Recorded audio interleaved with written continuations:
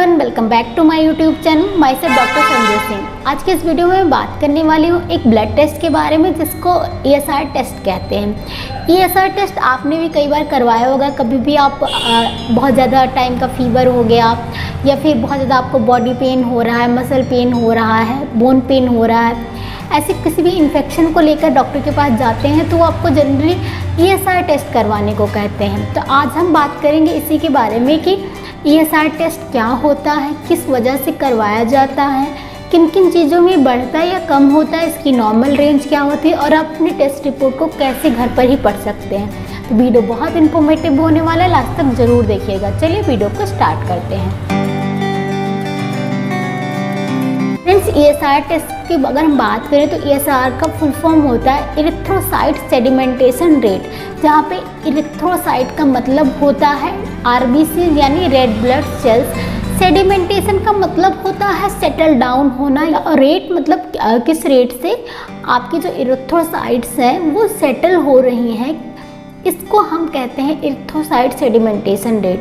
Generally इस test के लिए क्या होता है, एक टेस्ट ट्यूब में जो हमारे ब्लड सैंपल होता है उसको रख दिया जाता है और 1 घंटे के बाद ये नोट किया जाता है कि आपकी रेड ब्लड सेल्स जो हैं वो कितनी ज़्यादा सेटल हुई हैं, कितनी ज़्यादा बॉटम में जाके बैठी हुई हैं। बेसिकली जो हमारा ब्लड होता है या खून होता है उसमें 2 कंपोनेंट्स होते हैं, प्लाज्मा होता है और सेल्स होते हैं, जिनमें RBCs, WBCs और प्लेटलेट्स आते हैं। तो प्लाज्मा से अलग होकर जो आपके RBCs यानी रेड ब्लड सेल्स सेटल होती हैं टेस्ट ट्यूब में, उसको एरिथ्रोसाइट सेडिमेंटेशन रेट कहा जाता है। जनरली ये टेस्ट किया जाता है आपकी बॉडी में इन्फ्लेमेशन को मार्क करने के लिए कि आपकी बॉडी में कितना इन्फ्लेमेशन है, इस चीज़ को जानने के लिए टेस्ट किया जाता है। जब भी हमारी बॉडी में इन्फ्लेमेशन होता है तो जो RBCs होती हैं वो तेज़ी से क्लम्प करती हैं और इसकी वजह से वो जल्दी सिंक होके टेस्ट ट्यूब में नीचे बैठ जाती हैं। जितना हाई आपका लेवल आएगा उतना ही आप में हाई लेवल का इन्फ्लेमेशन होता है।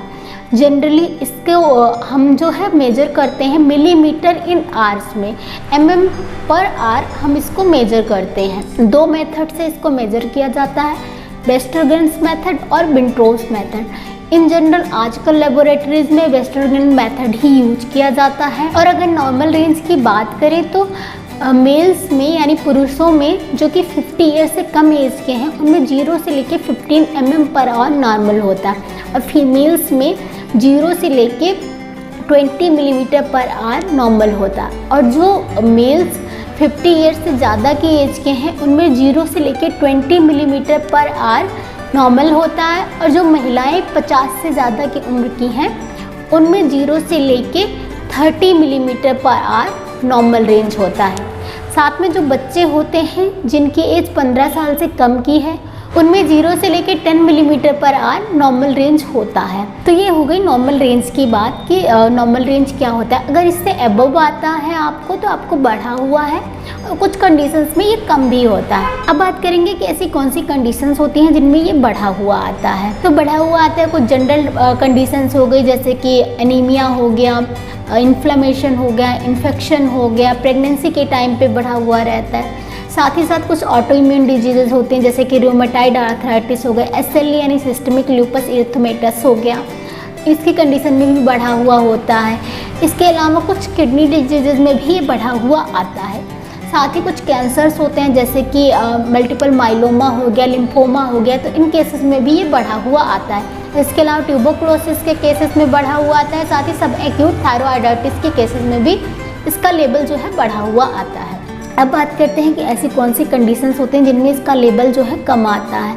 तो इसमें क्रोनिक फैटिग सिंड्रोम हो गया, कंजेस्टिव हार्ट फेलियर हो गया, इसके अलावा ल्यूकीमिया के केसेस में, पॉलीसाइथीमिया के केसेस में, सिकल सेल एनीमिया के केसेस में, इन सारे केसेस में इसका लेवल कम होके आता है। हाइपर विस्कोसिटी या लो प्लाज्मा प्रोटीन के केसेस में, जैसे कि कुछ लिवर और किडनी डिजीज में हो जाता है, इनमें भी इसका लेवल जो है कम आता है। अगर बात करें इस टेस्ट की तो ये कोई बहुत स्पेसिफिक टेस्ट नहीं होता है। जनरल इन्फ्लेमेशन को आपकी बॉडी में मार्क करने के लिए इस टेस्ट को कराया जाता है कि कितना इन्फ्लेमेशन है।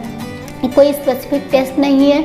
इसके साथ स्पेसिफिक डिजीज़ को पता करने के लिए और भी बहुत सारे टेस्ट कराए जाते हैं, जैसे कि CRP हो गया और अदर इन्फ्लेमेटरी मार्कर टेस्ट भी करवाए जाते हैं, ताकि क्लियर हो सके कि आपकी बॉडी में कौन सी डिजीज़ है।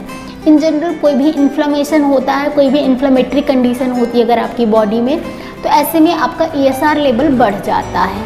तो फ्रेंड्स, ESR के बारे में इतना ही। अगर इसके बारे में आपको और कोई जानकारी चाहिए, किसी लेवल के बारे में आपको कुछ समझ नहीं आ रहा है या फिर आपकी टेस्ट रिपोर्ट आपको समझ नहीं आ रही है, तो कमेंट करके ज़रूर बताइएगा। इसके अलावा किसी और टॉपिक पे आप वीडियो चाहते हैं, आपकी कोई क्वेरी है, कोई सजेशंस हैं, तो वो भी कमेंट करके ज़रूर बताइएगा। मिलती हूँ अगले वीडियो में, तब तक stay healthy, stay active. Thank you so much for watching.